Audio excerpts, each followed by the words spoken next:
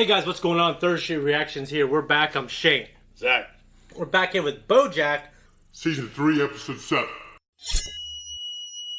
Zack, the last episode, Diane chose to get an abortion.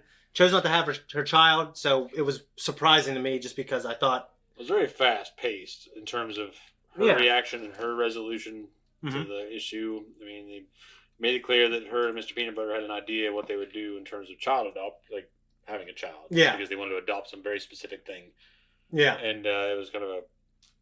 It was like a joke. It was like if someone trying to get a Juilliard. Yeah. Or something like that. Some orphan. It was ridiculous. So... Yeah. I mean, a lot of people... I know people that don't want to have kids. Some of them are because... for bullshit reasons. But some of them are because they're younger and they're still kind of terrified of the idea. Of course, yeah. So, you know, I had mine young. It was kind of terrifying. It wasn't terrifying for me, but I've always kind of, rolled the dice, whatever. Yeah. It wasn't that terrifying to me. It was just whatever. Not whatever in a bad way, but like, yes. Yeah. Anyway, some people, they don't react that way. Yeah. They freak out. Like, they don't even fucking have sex because they're so fucking ate up with the idea that they might... Well, I was abstinent longer than a lot of my friends because that's one thing I wanted to avoid. You know what I mean? Well, yeah. I mean, you got to consider there's responsibilities if you're not ready for those responsibilities. Yeah. But some people just fucking don't give a shit. You get right in there and they dive right in because they want some poontang or whatever. And I smell vermin poontang. And they fucking... Yeah, I mean, that happened to me later. Well, yeah, but... yeah. It's kind of I think it's the majority. Yeah. But they let it just, I think the writers could have, I mean, obviously it would almost change the trajectory of the show. So it's probably, I guess, good if you want to keep things, I mean, just slow down kind of the development of the show, make it more about BoJack and stuff like that. Then that's probably one of those one and done things. Yeah. No, I mean, I think it was obviously predominantly the message of the episode. I dealt with a very sensitive issue in this country right now. Yeah. Especially right now. Yeah. But this came out a few years ago. Yeah, I mean, that's what's funny about it. Like, addressing it then, but it's funny that we got to that point now. Yeah. Because it's a hot point. Right? Yeah, yeah. At any rate, it was an enjoyable episode. It was very on point, so to speak. George Clooney, I forgot him and Brad. George. Yeah, Clooners or something, yeah. Yeah, playing pranks. Yeah. He's going to play a prank with a baseball bat, and George actually liked that prank. It was funny, he's going to beat with the ball bat. Yeah. Yeah. So, at any rate, he had the issue with his, what do you call her, his agent? Yeah, because... But he fired her, but it turned her on. Yeah. And also made her want to take the power back. She grabbed that relationship. horse cock literally in the end. Yeah. And was like stroking him, but then she like gripped it, the death grip. It was crazy growing up here and seeing all those big ass horse cocks. Like literally, we had horses in front of my house and then behind our house. Oh yeah, fenced in, and they were really wonderful to grow up with. Honestly, when I was a kid, feeding them carrots and stuff like that, and they weren't because you had to chase them to the fucking fences. That didn't happen until I was like 10 or 12, though. But like being from like a kid to like 8, 9, 10. I was always like just outside on the road, sitting there staring at them. Yeah, does it become feral and run the fucking hills and get into the like hillsides away when they break through the fences, and you got to get up 2 a.m. and go chase the motherfuckers. I remember that happening a couple times, especially. I remember spending the night down here. We get the call. Yeah, it's like the horses are out. Fuck. Yeah. Get up and you're following trails of horse shit to know where they go, and it's like, what the god. Well. Yeah, I mean, I guess what I was trying to say is they have this really big ass human looking penis. Yeah. It's just, they go over weeds and briars. That thing just hanging down. It's gotta be irritating. I don't think it's like hanging down the whole time though. It like retracts. It's weird. But it's still like kind of like ours does. I mean, it's what it is for a little while. If I'm bipedal, and if I was naked to the weeds, I'd be holding my shit still. I don't have a horse cock. Yeah, but they're a fucking horse. I guess their cocks are tougher. Probably. It takes them longer to get off because they're so tough. Yeah, it takes them longer to have kids. Been desensitized. Yeah. Guys, before we jump in, just want to let you know you can check out the full-length version of cock. That and donkey dick was one of my favorite things to say when I was younger. Horse cock. Horse cock is a funny thing to say. You can check out the full-length version of this and multiple reactions that we do. I think all of them for the most part. And you can also see up to 2 weeks early access when we are caught up, which we always try to do. We appreciate your guys' patience. But we're going to jump in. I went through the entire checklist, sir. Even offered him a free tote bag. Jesus, what kind of monster says no to a tote bag? All right, good work, Rep. We have a situation on line 2. Name's Horseman. BoJack Horseman. Thank you. I'll take it from here. Hello? Sure, I'd love a glass of ice water. Fabulous. Johnny will get that to you in 3, 2, 1. I live with my best friend Todd. He's a good kid, but sometimes he gets ideas to do things. Pretty scary, right? Yes, what the hell is that? Someone or something is stealing our food. So I made a giant paper-mache Todd head to scare it away. Like a scarecrow. What's Cabracadabra? That's what we want you to say. If I didn't know any better, I'd think you were about to pitch me an idea. We are about to pitch you an idea. I did not. That's the girl from his childhood, right? Yeah. The one who tried kissing him. Yes.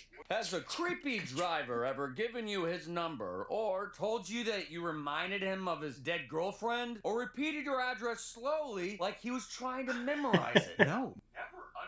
That could guarantee no creepy men drivers because there are no men drivers at all. What are you saying? Robot drivers? What if they become sentient and try to murder us? Or unionize? It's even worse.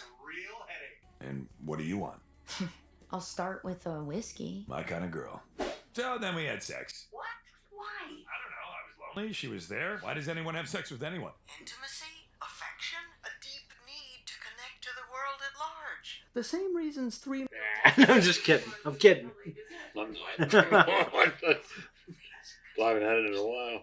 I don't want to hurt him. Yeah, neither do I. That's why we're not going to tell him. I just feel like we should tell him. That feeling is you selfishly trying to assuage your guilt. If you really cared about Todd, you would keep this a secret from me forever.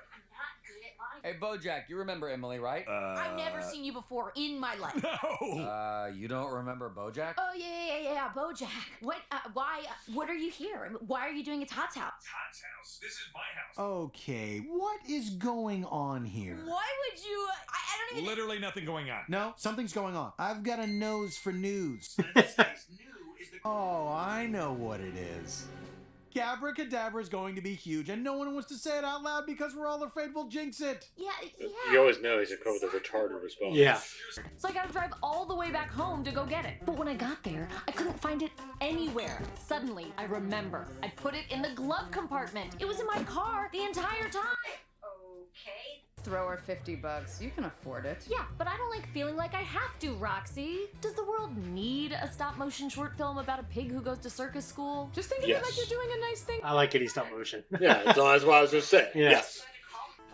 I kind of like this one. How'd that piece of crap get in there? We already ruled that one out. It's actually really powerful. What spoke to you about that particular ad? I don't know. Of course you like this ad because when you look at it, you see Secretariat. I just see an old turtle. Hello, old turtle. Are you Secretariat? No, you're just some old turtle. You also had sex with your publicist? Yeah, a couple times. We have a very complicated relationship. It's complicated. If our relationship was a Meryl Streep movie, it would be Doubt. It's a great movie. It's Philip Seymour Hoffman and Amy Adams. You don't. I know you, and I know what you want. This is exactly what you want. What do you think she meant by that? Hold a horse's chin. It's like so fat and hairy. Like a setup. Like I've done it before. He's going to end up keeping that subscription in the end. Your turn. No. Truth or dare? Truth. What is the worst recent thing you did to someone who cared about you? That's a very specific fucking question. Escape from LA. Yeah. Kurt Russell. Oh, And Lee Van Cleef. I haven't seen it. There is a movie though with Viggo Mortensen and Colin Farrell, and it looks amazing. They're these cave divers, and it's based on a true story. They rescue these kids. Character actress Margot Martin. Set free! Oh, So great that she's in this Yeah. repeatedly. Yeah. I love that woman.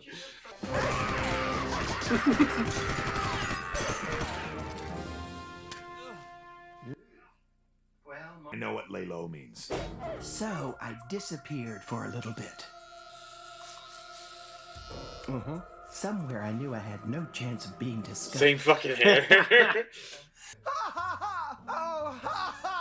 Mona, I'm telling you.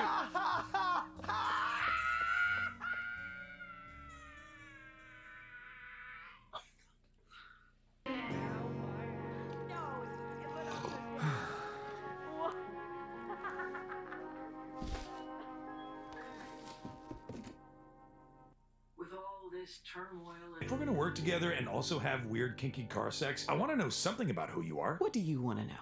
I was married once. I have a son I'm not allowed to see. Hey, this is good. Yeah. I know this thing works better if we keep a little distance. And... Oh, well, that worked. Okay, we're done. She lives in this tiny apartment in the valley. I could see her through the window, and I just watched her being normal.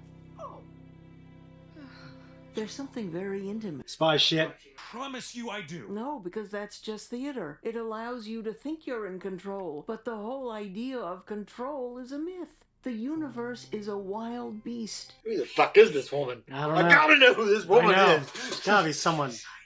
You have a whole team of coders, and I don't think that I can work in this house. What's wrong with the house? Todd, I need to go. You're sweet, Todd. You shouldn't waste that on people who don't deserve it. Hey, you want this plum? I found it in the kitchen. Sure. That's a hell of a thing. I don't want to go home tonight. I want to sleep in your bed.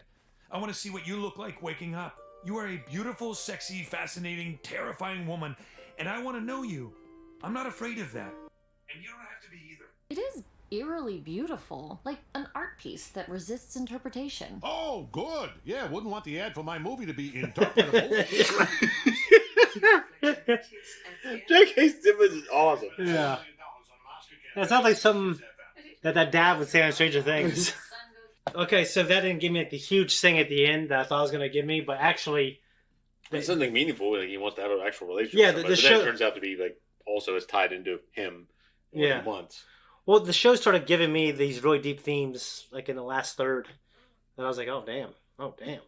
And this mysterious woman, who I don't even know who the voice actress is, who is just trying to sign him up for a subscription. That's kind of a brilliant idea, and it's a great way to, like, get a character to open up to the audience. Yeah, well, it was cool. I just wish I knew who the fuck it was. You know, I don't... Yeah. Whatever. I mean, I'm not as good at keeping up with female voice actresses because I think there are some instances where they do stand out, but I don't recognize a lot of them over time. Yeah. Because we grew up in an age where it was mostly male voice actors. Yeah. But now a lot of female voice actors have come into play that are great. We talked about one last night, Aquafina. Mm-hmm. Like, she has a great voice talent. And there's another who I love quite a bit. She plays Ellie on The Last of Us, and she also plays Pike on Vox Machina. Well, you also have, what's her name? Yep, there you go. I don't remember her fucking name, but my daughter remembers her name. She reminds me all the fucking time. I don't know what it is. But she plays the boss in Metal Gear Solid 3, and she also plays Pearl in SpongeBob. And she plays in all kinds of shit. I wouldn't know her name. No, she's very regular in the voice acting circuit. I don't remember her fucking name. Jennifer Hale? Yes. And I always...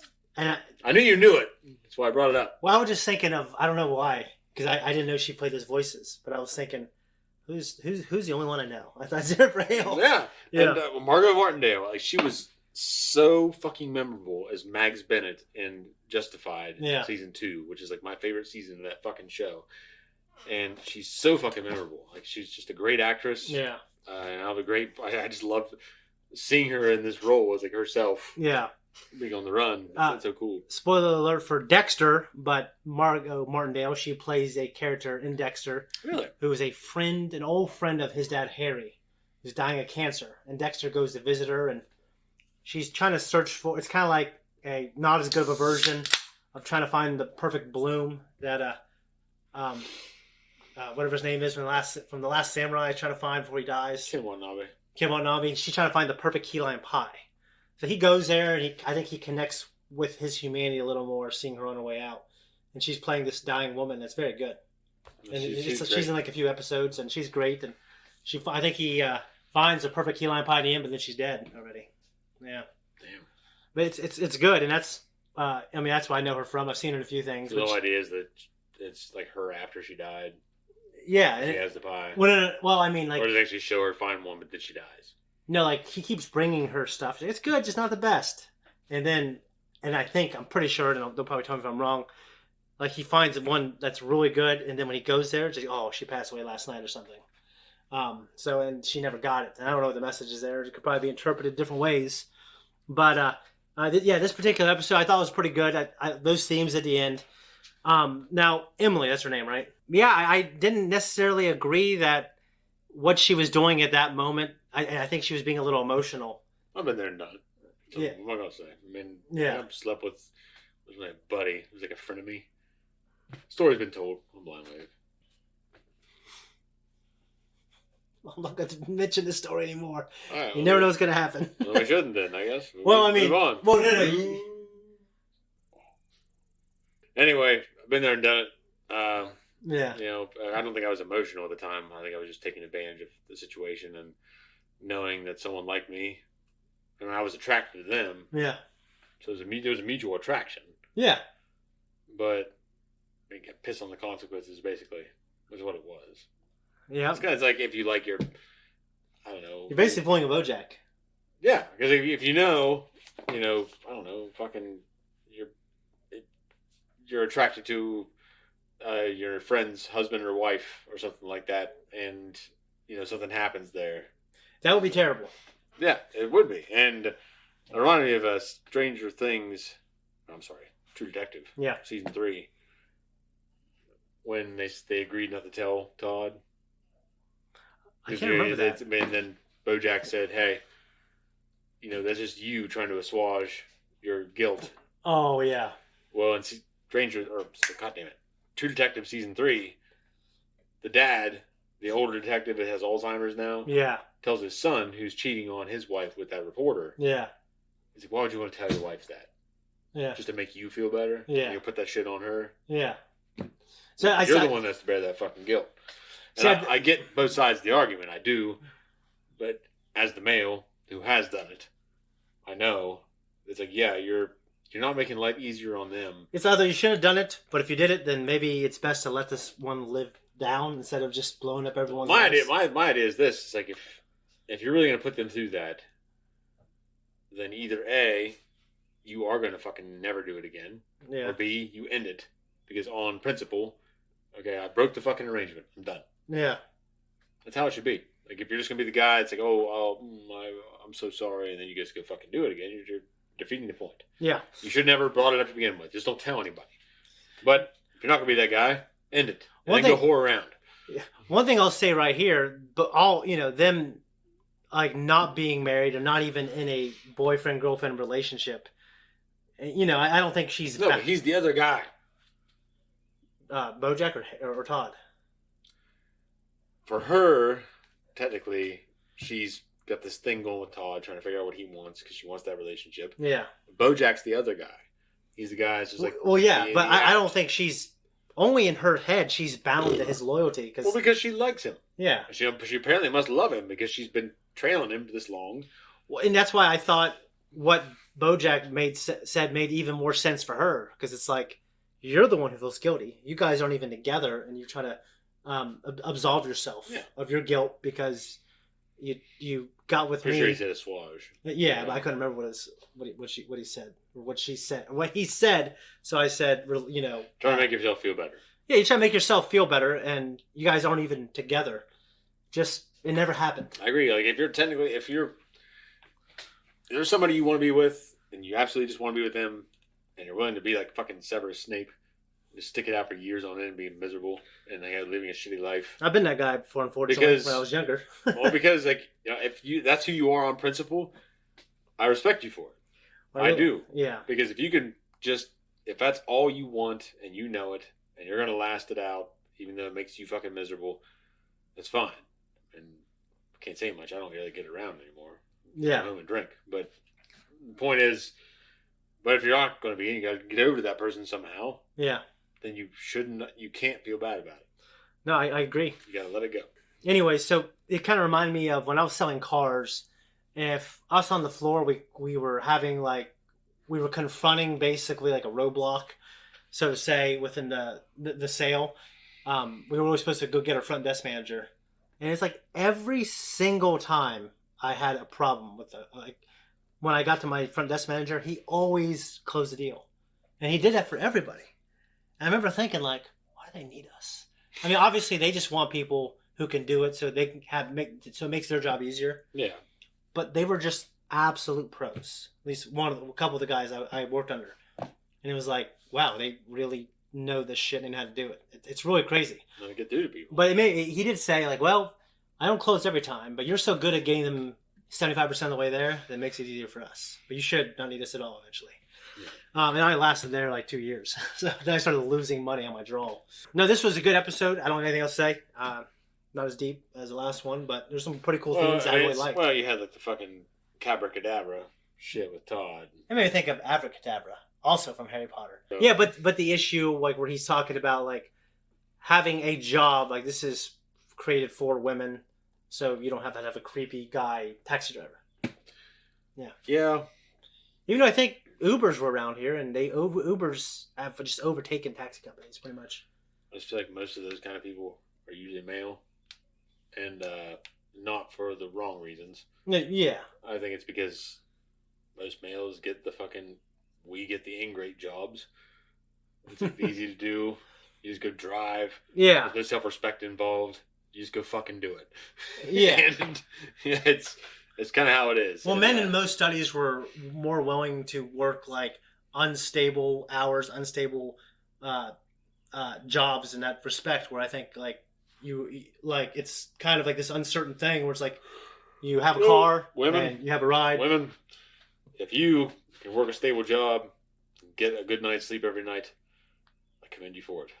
I haven't had it for years. I don't blame you for it. Yeah. I actually do commend you for it. Just get your fucking sleep and have your stable job. Don't be like us. A guy you went to school with. Do this. Who, a guy, very jolly big man, he is also a taxi driver, or he was. Oh, his mom is a neighbor for a guy I work with who happens to be my cousin. Really? Yeah. You know him? Yeah, I know him. He's a hell of a guy. I loved him growing up. He's great. He's great. He's funny. He's loyal. It's just his biggest issue is he has a big mouth. Well, yes. But other than that, and not just for food and ingestion, but it all comes back out. He talks shit. Yeah. He talks shit the other way. Yeah. But he's a great fucking dude. But either way, is he a cab driver now? He was for a couple of years. I thought he was like doing a student driving and shit for a little while. It was so funny to see him in the car. Does a lateral move. Because he was so big. Yeah. In the car with the student. All I remember, I was with Eric years ago, and we were working out the Y, and we went to Giant Eagle, and there's the fattest guy I've seen in a long time, struggles to get out of this car. And Eric says, "Shane, if I ever get that fat, shoot me."